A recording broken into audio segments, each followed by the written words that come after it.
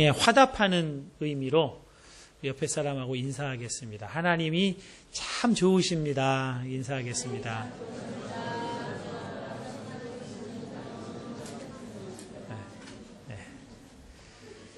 한 20% 정도는 제가 드린 그 말로 하세요. 근데 한 80%는 이러시죠. 인사하는 것만으로도 뭐 충분합니다. 네, 잘하셨습니다. 신학대학원 1학년 10월부터 처음으로 상일교회 유년부 교육전도사가 되었습니다. 조카가 많았기 때문에 초등학교 1학년, 2학년, 3학년 어린이들과 지내는 일이 크게 어렵지 않았습니다. 그런데 떠드는 아이들 조용히 시키는 일은 무척 어렵더라고요. 80명 정도가 한꺼번에 예배 드리다가 한쪽에서 소란스러워지면 삽시간이 아주 그냥 전체가 아수라장이 되는 거죠. 어느 주일 오후 예배였습니다. 그때만 해도 어린이 오후 예배라는 게 있었어요, 교회에. 밖에서 이제 한참 뛰어놀다가 땀을 흘리면서 예배당에 아이들이 막 뛰어 들어오죠. 그 아이들이 가만히 앉아서 찬양을 하겠어요? 기도를 하겠어요? 여전히 뭐 분주하고 시끄럽죠. 그러다가 설교 시간이 되면 노곤해지니까 자요. 고운하게 잡니다. 경험 없는 선생님이 사회를 보면 뭐 그런 상황에 쩔쩔맬 수밖에 없어요. 그런데 이 상일교회 유년부에 베테랑 선생님이 계셨습니다. 유치원 교사 경력 7년 차의 선생님이셨는데요. 이분이 오후 예배 사회를 보면 예배가 확 달라져요. 물론 이분이 사회를 보는 날도 아이들은 여전히 뛰어 들어오죠. 처음 찬양이 시작될 때는 안 해요. 떠들어요. 그런데 시작되고 한 소절 한 다음에 반주를 탁 멈춥니다. 그리고 그러면 아이들이 반주가 멈추니까 좀 긴장을 하겠죠. 자, 이제 여러분 누구 목소리가 제일 큰지 선생님이 들어보실 거예요. 이렇게 이제 얘기를 해요. 그러면 그렇게 하고 다시 이제 찬양을 시작하고 선생님이 아이들 사이사이로 이렇게 갑니다. 그래서 이렇게 듣는 신용을 해요. 그렇게 하고 나서 다시 찬양이 다 끝난 다음에 선생님이 이제 그러시죠. 아우, 우리 한다한 어린이 소리 너무 크고 좋았어요. 이렇게 얘기를 해요. 그러면 다음 바로 이제 이어서 또 찬양을 할 때 아이들이 꼭 제비 새끼들처럼 입을 쫙쫙 벌리면서 선생님을 바라보면서 내 소리 들어달라고 그렇게 찬양을 해요. 그래 애들을 완전히 다 장악을 통제를 하시죠. 또 다른 선생님이 계셨어요. 이분은 초등학교 교사이셨습니다. 그분 반에서 분반 공부를 마치고 나오는 아이 손에 1,000원짜리 지폐가 들려 있었어요. 그래서 너 이거 웬 돈이니? 하고 물었더니 전도사님, 저 선생님한테 1,000원 받았다요? 그래요. 왜 1,000원을 받았니? 선생님이 분반 공부 시간에 안 떠드는 아이에게 1,000원을 주겠다고 했고 자기는 매주 떠들지 않기 때문에 매주 1,000원씩 받는다는 거예요. 선생님이 아이를 돈으로 매수하고 계시더라고요. 그래도 그 반은 여전히 떠드는 것으로 유명한 반이었어요. 효과적으로 통제가 잘 안 되신 거죠. 여러분, 칭찬은 고래도 춤추게 한다. 그런 책 보셨어요? 들어보셨죠? 정말 칭찬은 고래를 춤추게 만들기도 해요. 그걸 토대로 해서 인간관계론을 만들어낸 책이 그거잖아요. 그래서 칭찬이 인간관계에 많이 활용이 됩니다. 성공적인 인간관계를 맺으려면 칭찬을 잘해야 한다는 생각을 우리가 다 하고 있습니다. 칭찬을 들으면 기분이 좋아지고 기분이 좋아지니까 내 생각이 잘 먹힐 거라는 믿음을 가지고 있습니다. 그런데 칭찬이 고래는 춤추게 할 수 있는데 고래도 춤추게 하는지는 잘 모르겠어요. 어느 인터넷 신문에 보니까 이런 기사가 떠 있더라고요. 초등학교 교사인 김모 씨는 중학교 2학년 아들의 중간고사 성적표를 받아들고 순간 욱하는 마음이 치밀었다. 1학년 때에 비해 수학, 과학 성적이 형편없이 떨어졌다. 주말에도 수학 학원을 다니겠다고 하더니 이게 뭔가 싶었다. 그래도 화를 꾹꾹 눌렀다. 결과를 두고 비판하지 말고 과정을 칭찬하는 방법이 교육적이라는 이론을 잘 알기 때문이다. 애써 웃음을 띠고 네가 열심히 노력했으면 잘한 거야. 결과보다 과정이 중요하단다. 라고 말하자 아들은 안 그래도 시험 망쳐 속상한데 엄마까지 왜 이래요? 차라리 야단을 치세요. 라고 툴툴거렸다. 김 씨가 당황해서 칭찬은 고래도 춤추게 한다잖니. 엄마는 널 칭찬하려고 그런 거야. 라고 수습하려 했지만 아들은 그건 고래가 멍청하니까 그렇지요. 제 IQ가 고래 수준은 아니잖아요. 라며 더 토라져 버렸다. 그렇습니다. 사람은 고래가 아닙니다. 사람은 칭찬을 액면 그대로 받아들이지 않습니다. 숨은 의도가 있다는 것쯤은 우리가 다 알고 있죠. 이 사람이 지금 나를 고래 취급하네? 이런 생각하면서 칭찬을 듣는 경우가 많이 있습니다. 유년부 선생님들은 초등학교 1, 2, 3학년이니까 고래로 취급해도 애들이 고래짓을 해요. 그런데 중학교 이상만 돼도 고래 취급을 안 당합니다. 어떤 분은 윗분이 일 잘한다는 칭찬을 하면 나한테 뭘 더 시키려고 저러나 이런 생각을 한다죠. 여러 사람 앞에서 혼자 칭찬을 들으면 나중에 뒷담화의 대상이 될 것을 두려워하면서 그 칭찬을 듣는다고 합니다. 저도 전에 어떤 집사님이 아주 예쁘게 하고 오셨어요. 그래서 어우 집사님 예쁘시네요. 그랬더니 그 집사님이 아유 목사님 뭐 드시고 싶으세요? 이러시더라고요. 어떤 때는 이런 분이 계셨어요. 아우 목사님 설교가 너무 좋았어요. 은혜 많이 받았어요. 아 그런 얘기 들으면 좋잖아요. 근데 목사님 다 좋은데요. 설교 조금만 짧게 하시면 안 돼요? 그분이 정말 하고 싶은 얘기는 뭐예요? 설교 짧게 하라는 얘기죠. 칭찬으로 쓴 얘기를 당위정처럼, 약의 당위정 아세요? 달게 만들어서 약 쓴맛을 줄이는 칭찬이 그런 역할을 하고 있는 겁니다. 그래서 우리 가운데 이 칭찬을 액면 그대로 다 그냥 수용하는 바보는 아무도 없어요.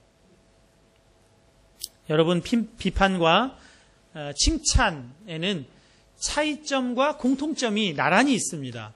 차이점은 뭐겠어요? 비판은 기분 나쁘게 만드는 거예요. 칭찬은 기분 좋게 만드는 거죠. 공통점은 뭐예요? 내 의도대로 그 사람을 내가 조정하겠다는 겁니다.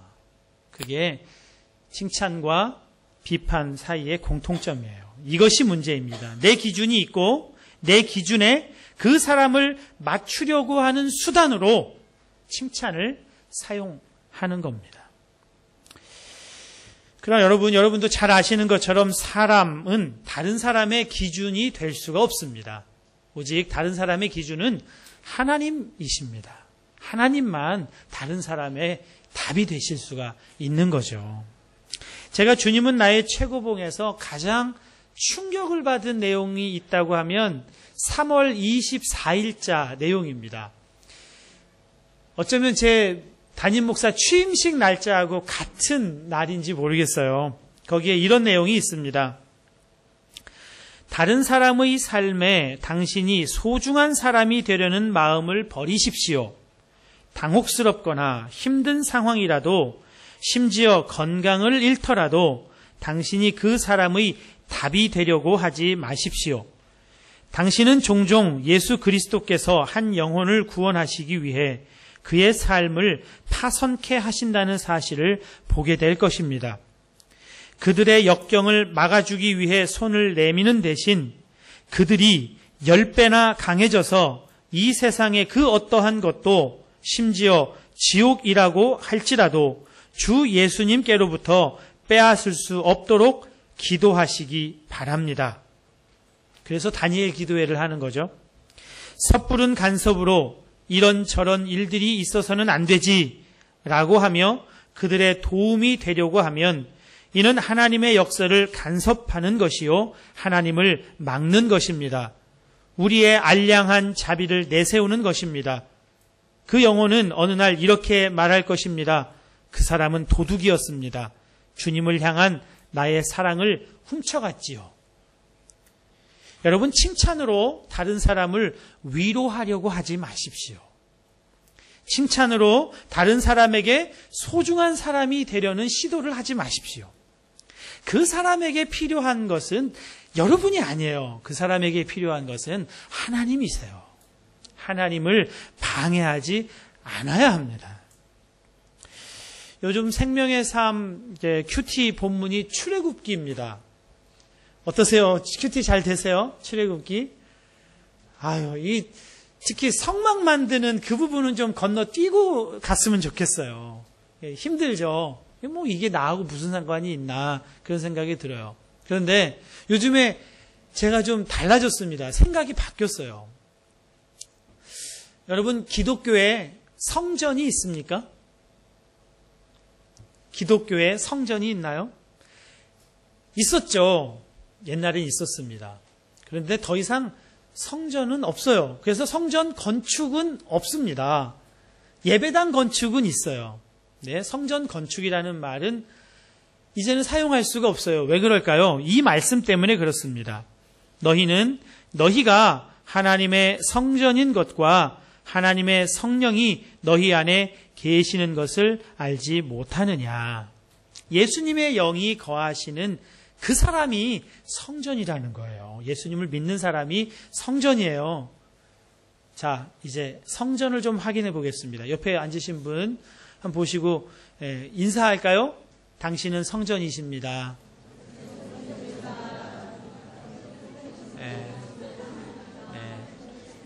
하는 사람도 안 믿어지고 듣는 사람도 안 믿어지는 얘기예요. 뭐가 성전이에요, 성전은?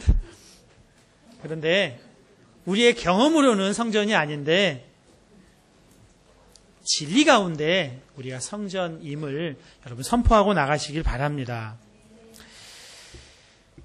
건축물 성전은 없어요. 그런데 이 성전이 모델로 삼았던 것이 광야 시절 성막입니다.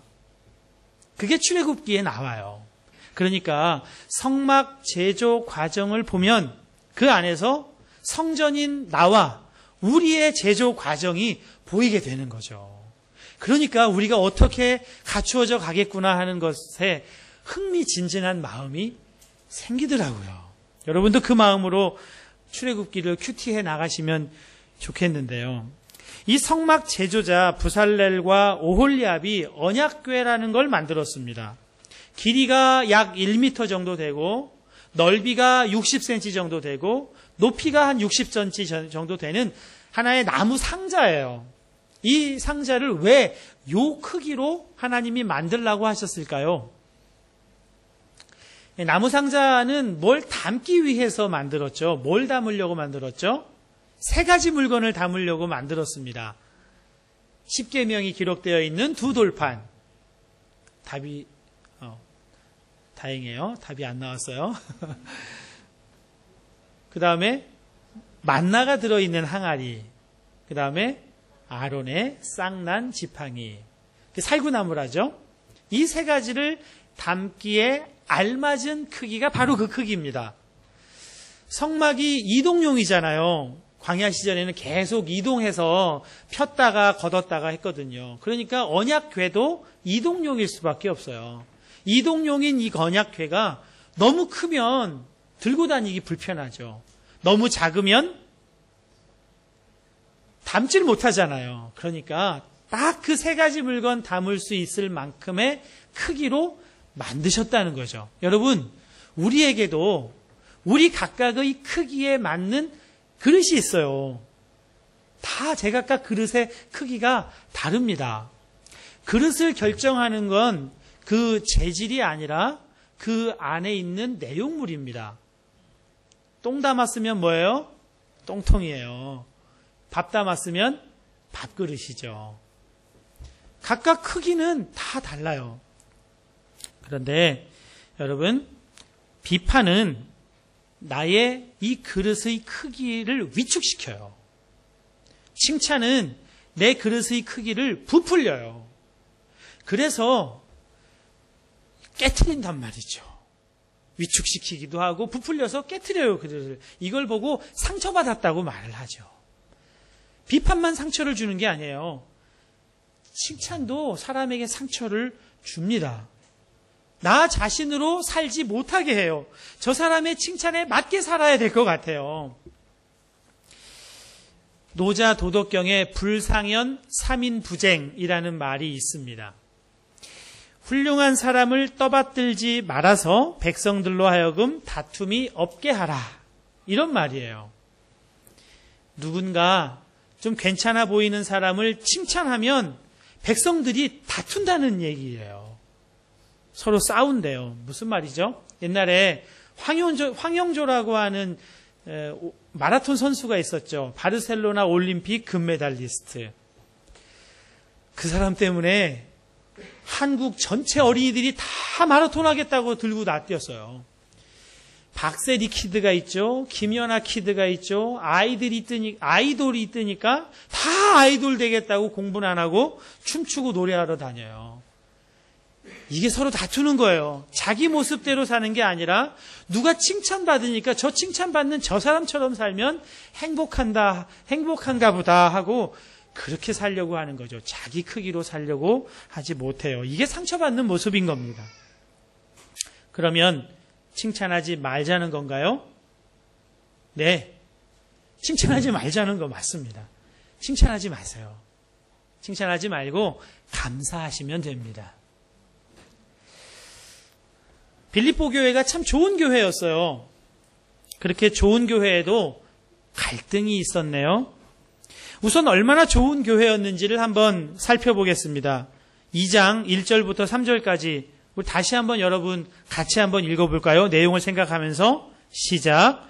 그러므로 그리스도 안에 무슨 권면이나 사랑의 무슨 위로나 성령의 무슨 교제나 긍휼이나 자비가 있거든 마음을 같이하여 같은 사랑을 가지고 뜻을 합하며 한 마음을 품어 아무 일에든지 다툼이나 허영으로 하지 말고 오직 겸손한 마음으로 각각 자기보다 남을 낮게 여기고. 얼마나 좋은 교회였어요. 권면이 있었어요. 상황과 때에 알맞은 조언이 있었다는 거죠. 위로가 있었어요. 마음을 이렇게 쓸어내려주는 그런 사랑의 위로가 교회 안에 있었습니다. 성령 안에서 누리는 아주 친밀한 성도 간의 교제와 사랑이 있었어요. 그 다음에 긍휼도 있었고요. 자비도 있었어요. 얼마나 좋은 교회예요. 교회 안에 이런 것들이 있었으니까. 그런데 교회에 이렇게 좋고 훌륭한 가치들이 잘 사용되어야 한다. 그렇게 말씀하고 있습니다. 그래서 이렇게 말씀하죠. 마음을 같이하여 같은 사랑을 가지고 뜻을 합하며 한 마음을 품어라. 이렇게 사용해야 한다는 겁니다. 이렇게 사용하지 않고 좋고 훌륭한 점들을 부추기면, 칭찬하면 그 안에 다툼과 허영이 생긴다는 거예요. 그것 때문에 이렇게 좋고 훌륭한 가치들이 무용지물이 되어버린다는 겁니다. 그래서 사도 바울이 이렇게 권면합니다. 3절, 오직 겸손한 마음으로 각각 자기보다 남을 낮게 여기는 마음. 이것이 한 마음을 품어야 하는 지점입니다. 각각 오직 겸손한 마음으로 이러한 것들을 사용해야 그것이 제대로 발휘를 한다는 겁니다. 칭찬은 칭찬하는 사람을 칭찬받는 사람 위에 둡니다. 그런데 감사는 감사하는 사람이 감사받는 사람 아래에 위치하게 돼요. 그래서 칭찬하지 않고 감사해야 하는 겁니다. 나를 남보다 더 낮은 자리에 둘 때 교회의 이런 훌륭한 가치들이 아름답게 활용되기 때문이에요. 아무리 좋은 가치도 다툼과 허영으로 하면 다 끝나는 거예요. 아무 소용이 없게 돼요. 칭찬이 다툼과 허영을 부추기기 때문입니다. 교회에 권사, 장로 임직하면 반드시 떠나는 분이 생기시더라고요. 또 어떤 교회는 권사, 장로 임직한 것 때문에 교회가 분열이 생기고 갈라지는 일들도 많이 있어 왔습니다. 왜 그럴까요? 권사와 장로의 이 직분이 높은 자리에 올라가는 걸로 생각하는 거예요. 섬김의 자리가 아니라 높아지는 걸로 생각해요. 명예직으로 생각해요. 그래서 누가 높아지니까 높아진 사람 외의 사람들은 다 낮아지는 거잖아요. 그래 기분 나빠요. 그래서 떠나고 분열이 생깁니다. 교회 안에서는 높아지는 사람이 없어야 합니다. 사람은 높아질 사람이 없어요. 예수님만 높아지시면 됩니다. 우리 한마음 모든 교우 여러분은 칭찬하지 말고 감사하시는 여러분 되시기를 축복합니다. 당신이 있어서 감사합니다. 당신이 그 일을 해주셔서 감사합니다. 당신 때문에 제가 행복합니다. 이렇게 그 감사의 표현을 하시면 됩니다. 내 기준을 대는 것이 아니라 감사하는 마음만 표현하면 되죠. 감사에는 감탄이 따르게 되어 있어요. 아유, 너무 감사합니다. 감탄을 하게 돼요. 우리 한마음 교회에는 감사와 감탄만 있으면 좋겠습니다. 어느 칼국수집 사장이 아주 젊은 사람이었습니다. 최인호 씨가 쓴 수필집에 나와 있는 이야기예요. 원래 유명한 대기업 다니는 회사원이었는데 어머니 때문에 이 칼국수집을 열게 됐어요. 어머니가 칼국수를 아주 기가 막히게 만드는 분이에요. 근데 이분 소원이 칼국수집 하나 갖는 게 소원이에요. 근데 그 어머니 남편 되는 그 아버지가 법조계 원로 교수님이신데다가 사대부 집안의 자손이세요. 그러니까 식당을 연다는 건 생각을 할 수가 없는 거죠. 그러니까 어머니가 아버지한테 그런 말을 할 수가 없어요. 그래서 속으로만 끙끙 앓았는데 아들이 대출을 받아가지고 어머니에게 칼국수집 식당을 선물을 하게 된 겁니다. 그래서 이제 개업을 하게 되었는데 개업 첫날 이 젊은 친구가 회사를 일찌감치 조퇴하고 가게로 막 달려갔어요. 속으로 좀 걱정이 되겠죠. 무리하게 좀 경제적으로 대출을 받아서 가게를 열었는데 어머니 음식 솜씨는 믿을만 하지만 음식 솜씨만 가지고 가게가 또 잘 된다는 보장이 없으니까 손님이 많이 와야 되는데 하면서 이제 갔죠. 아침에 문을 열었는데 저녁이 될 때까지 손님이 한 사람도 없는 거예요. 아유, 이제 오늘은 그냥 이만 문을 닫아야 되나 보다 싶어서 문을 닫으려고 하는데 한 사람이 가게 문을 드르륵 열고 들어와요. 그 사람이 들어오더니 약속이나 한 것처럼 세 사람이 또 한꺼번에 연이어서 들어옵니다.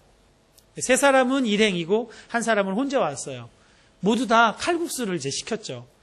생애 처음으로 이제 어머니가 손님을 위해서 칼국수를 이제 만드는 거예요. 땀이 막 송송송송 맺히는데 손에 막 그 밀가루 묻은 손으로 땀을 막 닦으면서 이제 한 10분에 걸쳐서 칼국수를 만들어 냈어요.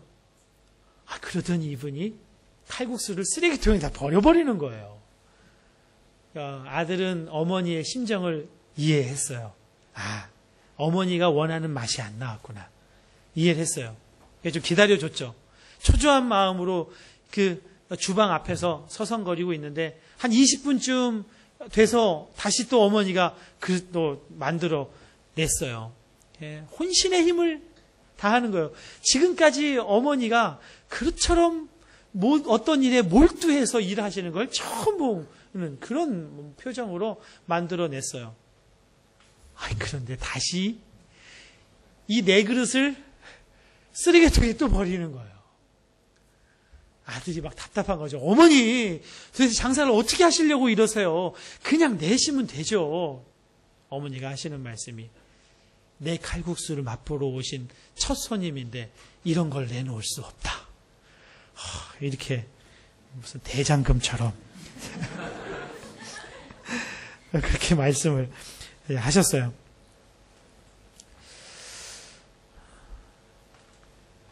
아들이 답답해서 아니 칼국수 하나 만드는데 뭘 그렇게 요란을 떠세요. 정성이요? 누가 알아준다고요. 정성을. 도대체 무슨 소용이 있어요. 이렇게 답답해 했는데 아들이 예상한 대로 한 30분이 지나자 세 사람이 불평 끝에 그냥 문을 박차고 나가버렸어요. 아니 뭐 칼국수집이 여기 하나야? 에잇 그러고 나가버렸어요. 다행히 혼자 들어온 그 손님만 자리를 지키고 앉아서 묵묵히 신문을 보면서 기다리고 있어요. 드디어 칼국수가 완성이 됐습니다. 그래서 한 그릇을 반찬과 함께 가지런히 받쳐들고 손님 앞으로 천천히 가져다 놓습니다. 어머니 얼굴에서는 땀이 비 오듯이 흐르고 표정은 아주 붉게 상기가 되어 있고 오래 기다린 손님이 신문을 접고 드디어 칼국수를 이제 먹기 시작을 해요. 어머니가 손님 옆에서 안절부절 못하고 막 이렇게 서 있으니까 아들이 주방으로 들어가요. 그래서 주방으로 이제 들어가시게 하고 한 10분에 걸쳐서 이 사람이 천천히 국수를 먹고 국물까지 아주 훅 다 마시고 난 다음에 그래서 어머니 좀 잠깐 좀 나오시라고 그렇게 어머니를 청해요. 그리고 그 어머니에게 이렇게 말씀드려요. 제가 칼국수를 정말 좋아해서 온갖 동네의 칼국수를 다 먹어봤지만 이렇게 맛있는 건 처음 먹어봅니다. 아주머니 아주 잘 먹었습니다. 정말 감사합니다. 이렇게 정성을 다해 만든 음식을 요새 어디서 먹어보겠어요. 이 집 대박 날 겁니다. 그렇게 얘기를 해줬대요. 이 손님 이야기에 아들이 금방 부끄러워졌다고 합니다. 여러분 이것이 감사예요. 그리고 감탄입니다. 감사와 감탄은 반응이지 작용을 가하는 게 아닙니다. 이 칼국수집이 유명해져 가지고요. 대통령도 이 집에 가서 먹었대요. 여러분 역대 대통령 중에 칼국수 좋아하는 대통령 아시죠? 네, 그분이 이 집을 자주 가셨대요. 저희 가족 모임 순서가 이렇게 되어 있습니다. 먼저 가위바위보로 인도자를 정합니다. 그래서 진 사람이 인도자를 해요. 인도자가 기도를 하고 주님은 나의 최고봉 그날치를 같이 나누어서 읽고 각자의 하루 삶을 나눕니다. 그리고 기도 제목도 나눠요. 기도 제목은 매우 단순합니다. 학교 갔다 오게, 잘 갔다 오게 해주세요. 쾌변하게 해주세요. 뭐 이런 걸 기도 제목으로 내놔요. 그리고 옆 사람을 위해서 기도합니다. 그 다음에 주기도문으로 마쳐요. 이렇게 돼요. 그리고 우리 가족 모임에서 절대로 하지 말아야 할 원칙을 하나 정해두었습니다. 부모가 절대 훈계, 충고, 설교를 그 자리에서 하지 않기로 원칙을 정했습니다. 저에게는 고통이에요. 설교는 저의 직업이고 직업병인데 그걸 발휘하지 못하니까 참 쉽지 않죠. 하루 이야기, 생활한 이야기를 들을 때는 정말 여기까지 올라오는 말이 있죠. 뭐가 되려고 그러니? 이 말이 여기까지 올라오는데 그걸 할 수가 없는 거죠. 우리의 인내심을 꼭 테스트하는 것 같아요. 그렇지만 참습니다. 나의 자녀지만 그들의 삶에 함부로 개입하지 않기 위해서입니다. 말하는 나는 속이 시원해도 듣는 아이들은 다시는 그 가족 모임 자리에 안 오고 싶어집니다. 무엇보다 중요한 것은 저희가 부모지만 저희 아이들의 인도자는 저희가 아니고 예수님이시기를 바라기 때문입니다. 예수님을 믿습니다. 예수님이 실제 하시기 때문에 예수님이 아이들을 책망하기도 하시고 칭찬하기도 하실 거라고 정말 믿습니다. 예수님이 하시는 칭찬과 책망은 상처 없이 기쁘게 받고 회개도 할 수 있습니다. 저는 저희 아이들에게 그냥 감사만 하려고 합니다. 이를 악물고 감사만 할 거예요. 이태리 와준 것만으로도 고마워. 그러려고 합니다. 바울이 오직 겸손으로 행하라. 그렇게 말씀하셨습니다. 그리고 나서 5절 말씀으로 그리스도 찬미가라는 노래를 합니다. 이렇게 시작하죠. 너희 안에 이 마음을 품으라. 곧 그리스도 예수의 마음이니. 예수님 마음이 아니면, 예수님이 내 마음에 실제가 되셔서 그것을 경험하지 못하면 우리는 끊임없이 나 자신과 내 자녀와 교회 교우들과 가까운 이웃들의 삶에 함부로 개입하게 될 것입니다. 그것이 칭찬이든 비판이든 같아요. 내가 너의 답이 되어주겠다는 시도를 우리는 끊임없이 하게 될 것입니다.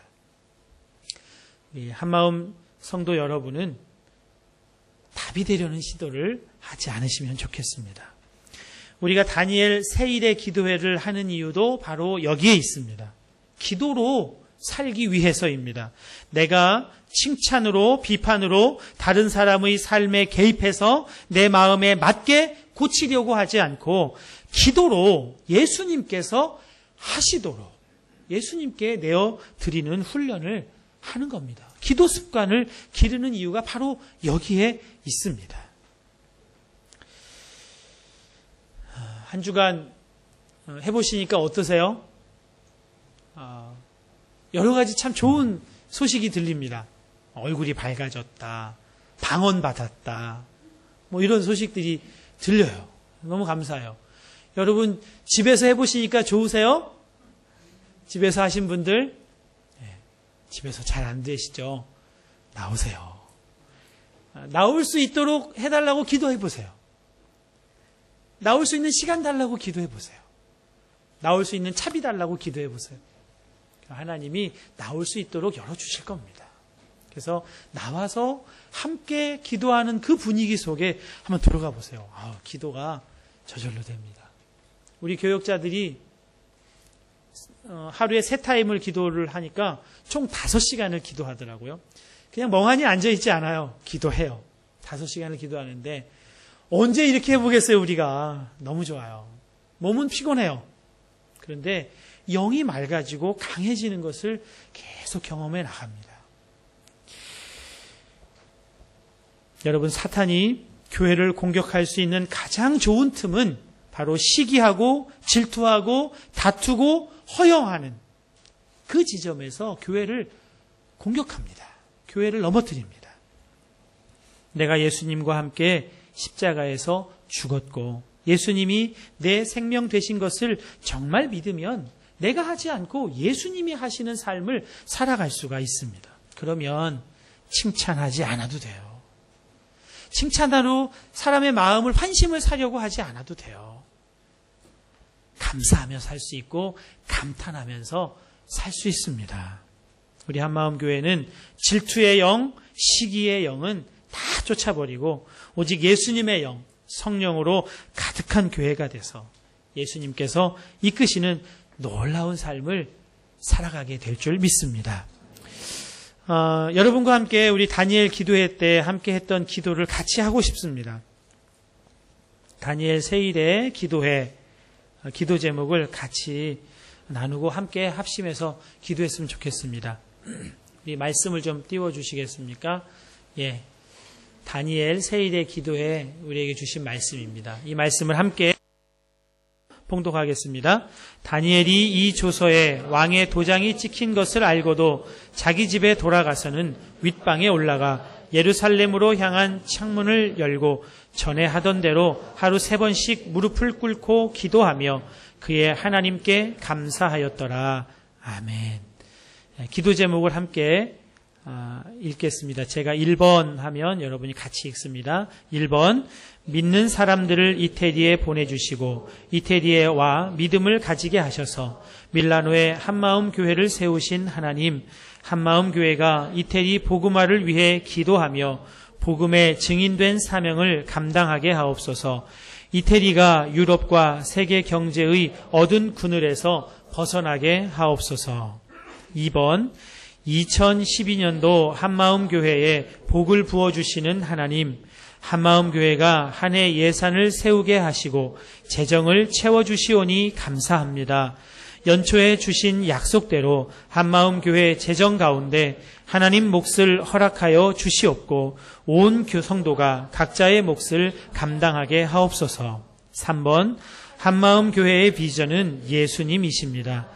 한마음 성도 한 사람 한 사람의 비전도 예수님이시기를 소망합니다. 예수님 한 분이시면 충분합니다. 하나님, 우리에게 하나님의 비전을 가르쳐 주옵소서. 우리의 유익과 우리의 만족을 위한 비전이 아니라 하나님의 마음을 시원케 해드리는 비전을 주옵소서. 복음의 빚진 자로 살게 하여 주옵소서. 4번, 아동부 여름 캠프를 허락하신 하나님, 이 캠프를 통하여 한마음 어린이들이 예수님을 만나게 하여 주옵소서. 준비하시는 전도사님, 교사들 가운데 기쁨이 넘치게 하여 새롭게 하시는 하나님을 기대하게 하여 주옵소서. 5번, 뉴욕의 거리 전도자 지용훈 목사님을 보내주시오니 감사합니다. 지용훈 목사님과 함께하는 집회 가운데 하나님께서 능력으로 임하사 전도자의 삶에 눈이 열리게 하시고 한마음 모든 이들이 도전받는 시간 되게 하옵소서. 6번, 높은 뜻 연합선교회 김동호 목사님을 밀라노에 보내시는 하나님, 김동호 목사님을 통하여 밀라노 땅을 새롭게 하시되 아직 복음을 모르고 살아야 할 이유도 몰라 방황하는 이 땅의 많은 교민, 유학생, 주재원들에게 복음이 전해지게 해 주시고 한마음 모든 성도들 또한 살아계신 하나님을 경험하게 하여 주옵소서. 7번, 다니엘 세일의 기도회를 통하여 한마음 모든 성도들이 기도로 사는 법을 배우게 하시고 기도의 재미를 알게 하시며 놀라운 기도 응답을 간증하게 하옵소서. 날마다 주의 선하심과 인자하심을 경험하는 믿음의 사람으로 세워지게 하옵소서. 우리 시간에 합심해서 기도했으면 좋겠습니다. 주신 기도의 제목들 생각나는 대로 다시 한번 여러분 입술로 하나님 이태리에 임하여 주시옵시고 한마음교회 재정 가운데 함께 하시고 우리의 비전을 보여주시고 아동부 캠프에서 어린이들 예수님 만나게 하시고 지용훈 목사님과 함께 도전받게 하시고 김동호 목사님을 통하여 밀라노 땅이 복음으로 새롭게 되게 하시고 다니엘 세일의 기도회를 통해 기도로 사는 법 배우게 해 주옵소서. 우리 그렇게 함께 기도하겠습니다. 사랑의 아버지 하나님, 은혜를 감사합니다. 아버지 하나님, 우리 안에 서로를 판단하고 나의 기준에 맞추어서 서로를 내 기준에 맞추라고